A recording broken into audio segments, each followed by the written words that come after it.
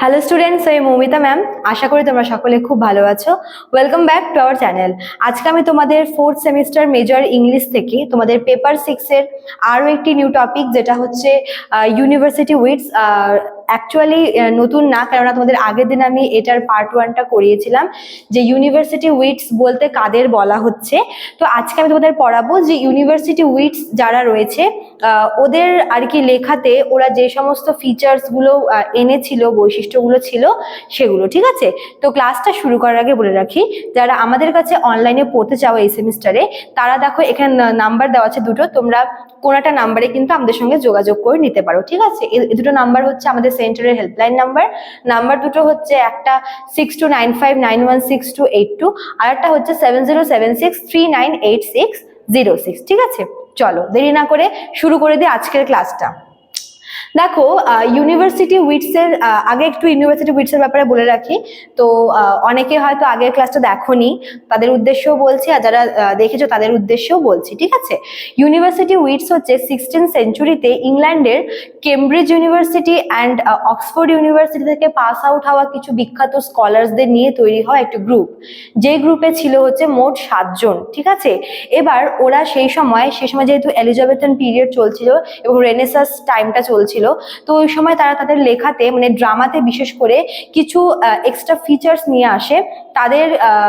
তাদের ওপিনিয়নে বা তাদের তৈরি করা ইনভেন্টেড কিছু ফিচার্স তারা নিয়ে আসে, যেগুলো কিন্তু ইংলিশ ড্রামার ক্ষেত্রে খুব বেশি আর কি একটা ভালো এফেক্ট পড়েছিল। ঠিক আছে, তো আজকে আমরা দেখব যে ওই ইউনিভার্সিটি উইথস যারা যারা ছিলেন, ওই 7 জন, ওরা মানে কোন কোন ফিচার্স গুলো এনেছিল ইংলিশ ড্রামাতে। আচ্ছা, তো প্রথমে দেখো হচ্ছে use of blank verse. Blank verse কথাটার মানে হচ্ছে উইদাউট রাইম। Without rhyme. তো এই যে ব্ল্যাঙ্ক ভার্সের যে ব্যবহারটা, সেটা কিন্তু এই ইউনিভার্সিটি উইথসরাই তৈরি করেছিল। ক্রিস্টোফার মার্লো ছিল। ঠিক আছে, তো ক্রিস্টোফার মার্লো কিন্তু হচ্ছে এই ব্ল্যাঙ্ক ভার্সটার ইনভেন্ট করেছিল, মানে ড্রামাতে ব্ল্যাঙ্ক ভার্সের ব্যবহারটা তিনি কিন্তু এনেছিলেন।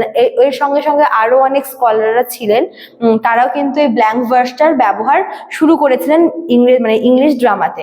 আচ্ছা, তারপর দেখো 2 নম্বরে আছে হচ্ছে ওয়াইড রেঞ্জ অফ থিমস। আমরা জানি যে কোনো লেখনেরই একটি নির্দিষ্ট থিম থাকে, একটা পার্টিকুলার থিমের উপর লেখা হয়ে থাকে। তো এই সময়ে মানে তারা বিভিন্ন ধরনের ওয়াইড রেঞ্জের আর কি থিমস নিয়ে লেখা শুরু করেছিল। যেরকম মনে করো হিস্ট্রি নিয়ে, হিস্টোরিক্যাল কিছু ইভেন্টস নিয়ে, হিস্টোরিক্যাল ব্যাকগ্রাউন্ড নিয়ে লেখা শুরু করেছিল। মাইথোলজি, ঠিক আছে, কোনো ড্রামা হচ্ছে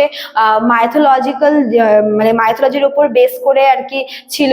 আর কি ছিল, সোশ্যাল ইস্যু, সেই সময়কার সমাজের কন্টেম্পোরারি সোসাইটির যে সোশ্যাল ইস্যু, এই সমস্ত জিনিস নিয়ে কিন্তু এই সমস্ত টপিক গুলোকে, এই সমস্ত থিমগুলোর উপর বেস করে ড্রামা লেখা হতো। ঠিক আছে, বলতে পারো যে বিভিন্ন ধরনের ওয়াইড রেঞ্জ, এগুলো তো যেরকম হিস্ট্রি তো আর হিস্ট্রির তো গন্ডি আর ছোট না, অনেকটা, তাই না?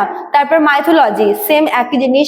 সোশ্যাল ইস্যু, এগুলোর কিন্তু রেঞ্জের দিক থেকে এগুলো হচ্ছে ভীষণ ওয়াইডলি রেঞ্জ। তো এদের এই সমস্ত ওয়াইড রেঞ্জের থিমের উপরে কিন্তু তারা হচ্ছে লেখাগুলোকে লিখতো। আচ্ছা, তারপরে দেখো 3 নম্বরে কি বলেছে, combined of tragedy and comedy. এই সময় হচ্ছে প্লে রাইটসরা কি করতো, হচ্ছে তারা কম্বাইন করে লিখতো। হ্যাঁ, ট্র্যাজেডি আর কমেডি দুটোকে মিক্স আপ করে তারা কিন্তু লিখতো তাদের ড্রামাগুলো। আচ্ছা, তারপর দেখো 4 নম্বরে কি বলেছে, সফিস্টিকেটেড অ্যান্ড মাল্টিফেস্টেড ক্যারেক্টার্স। তারা যে ড্রামাগুলো লিখতো, সেই ড্রামাতে তারা বিভিন্ন টাইপের ক্যারেক্টারদের রাখতো।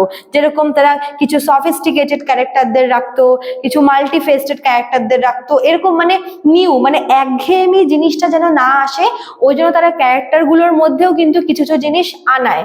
যেরকম এই কিছু ক্যারেক্টারকে সফিস্টিকেটেড হিসেবে দেখানো হয়, কিছু ক্যারেক্টারকে হচ্ছে মাল্টিফেস্টেড হিসেবে দেখানো হয়। তো বিভিন্ন টাইপের চরিত্রগুলো কিন্তু রাখা হয়েছিল। ঠিক আছে, তাদের মতে যে কোনো একটা কাহিনীতে যদি বিভিন্ন ধরনের ক্যারেক্টার রাখা হয়, তাহলে অডিয়েন্সরাও দেখতে বেশ মজা পাবে। আচ্ছা, তারপর দেখো 5 নম্বরটা কি বলেছে লাস্ট, এটা হচ্ছে ওয়েল স্ট্রাকচার্ড প্লটস। এই সময় যে ড্রামাগুলো লেখা হতো, সেগুলোর তো দেখো একটা ড্রামার কিন্তু মেন প্লট প্লটটার উপরে কিন্তু মেন ফোকাস করা হয় যে প্লট কেমন হবে, সেটা কি ক্রিটিক্যাল, সেটা কি ভীষণ কমপ্লিকেটেড প্লট নাকি একদম সিম্পল প্লট।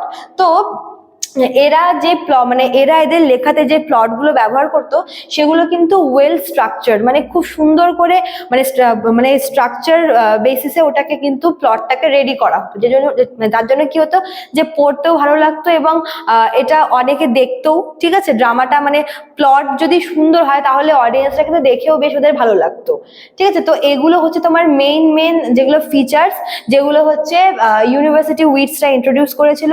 ব্ল্যাঙ্ক ভার্সটা ভীষণ ইম্পর্টেন্ট, তারপর থিমস বলো, ট্র্যাজেডি আর কমেডির কম্বাইনটা বলো, ক্যারেক্টার্স, প্লট সবই কিন্তু এই সময় তারা হচ্ছে ইন্ট্রোডিউস করেছিল, ঠিক আছে। তো স্টুডেন্টস, এটাই ছিল তোমাদের আজকের ক্লাসের বিষয়বস্তু। নেক্সট ক্লাসে আমি হচ্ছে ইউনিভার্সিটি উইটসেরই আরো একটি টপিক নিয়ে আলোচনা করব, কারণ এটা অনেকটা লেন্দি একটা কিন্তু টপিক, ঠিক আছে।